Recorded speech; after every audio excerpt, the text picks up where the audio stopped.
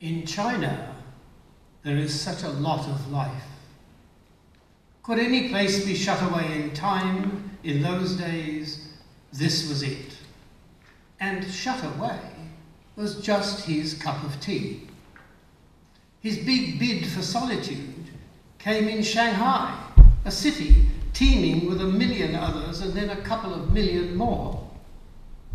Here, in the haven of a rudimentary room, he sought it, on a bunk of woven rushes for his mattress, and found his solitude, alone on a single chair, beside a bucket in one corner, where the window opened on a view of Suzhou Creek.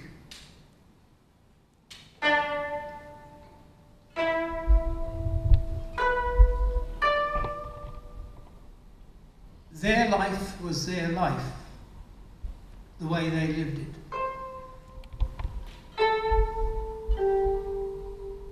So they left him his life to choose for himself.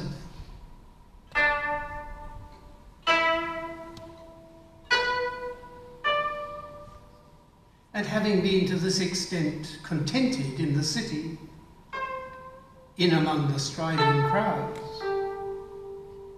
he put it all behind him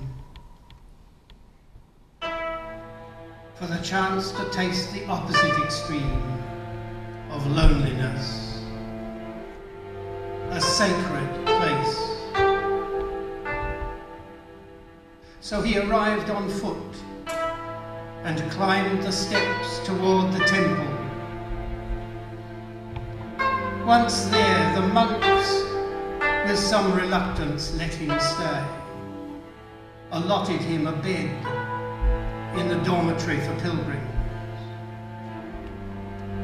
A majestic temple with raked roofs, bird-wing eaves and rafters, each with twinkling wind bell. The whole place filled his mind's eye as it crowned the cliff.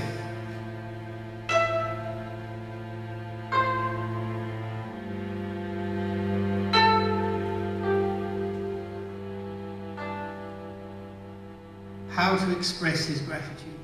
Well, first, by the ease with which he fitted in. Really, no one thought of him as being there. Adrift, he let it go, the world. No one asked him who he was.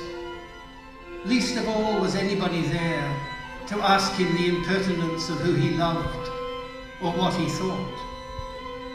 He spoke when spoken to, but his devotion to calligraphy amazed the monks. Calligraphy, which was, he said, a journey manifested by the hand alone. He stood for hours before great panels of inscription.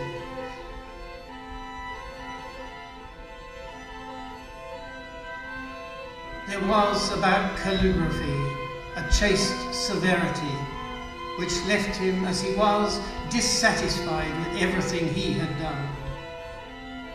A few strokes of the master's brush, enough to invest suggestion with the power of permanence.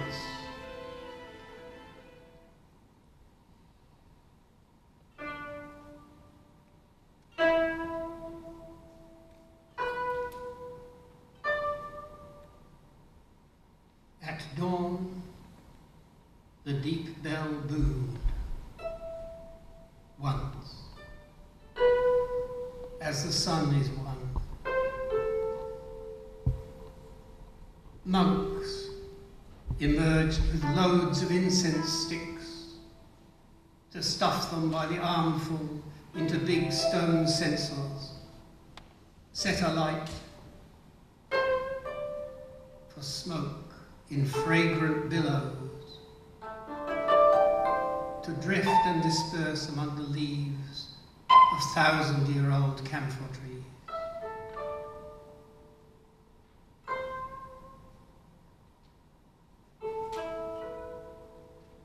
Do you see what I mean? A mountain temple is not the same as a temple on a mountain. One is spirit, as the other is stone.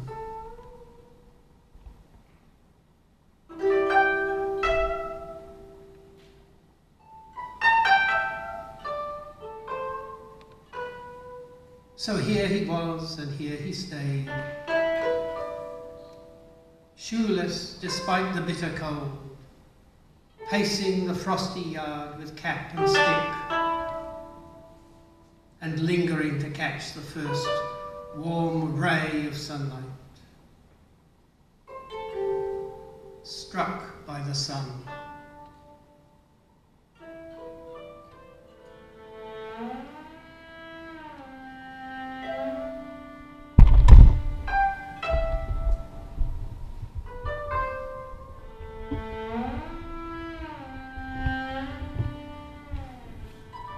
Once upon a time there was a temple.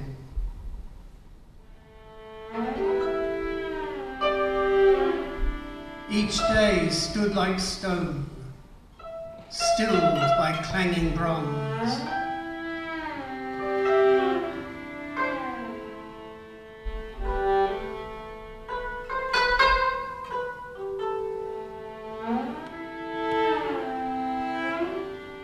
Pilgrims filing out from prayers settled at big tables where they chewed on boiled bread and pickles in hushed tones, speaking tiny puffs of steamy breath.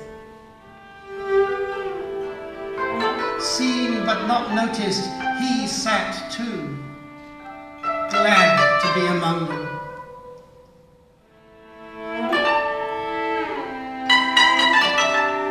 Conversations solid as a screen which he could prop up in his mind,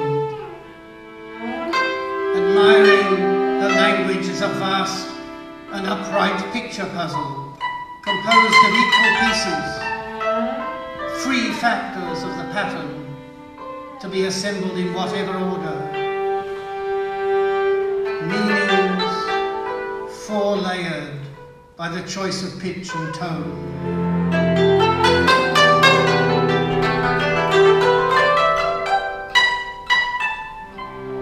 Above the temple terrace, one last rag of cloud, fixed like an island in the blue expanse of sky.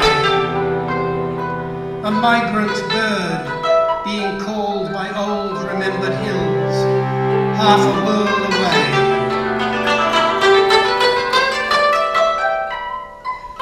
Snow fell infinitely silent.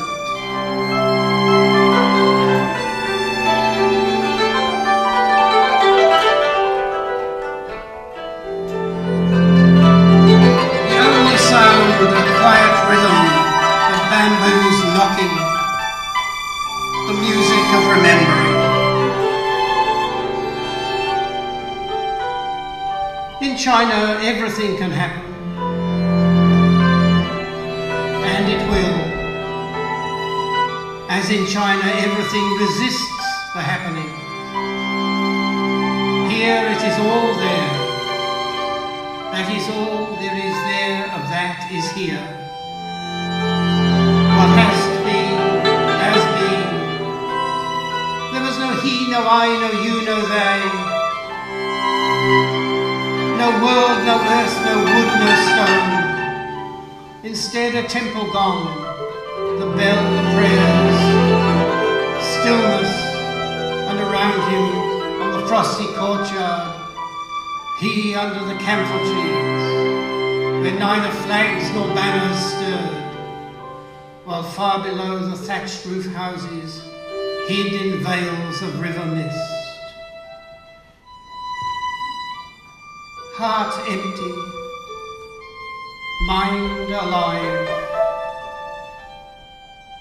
China was the nearest place he ever came to home.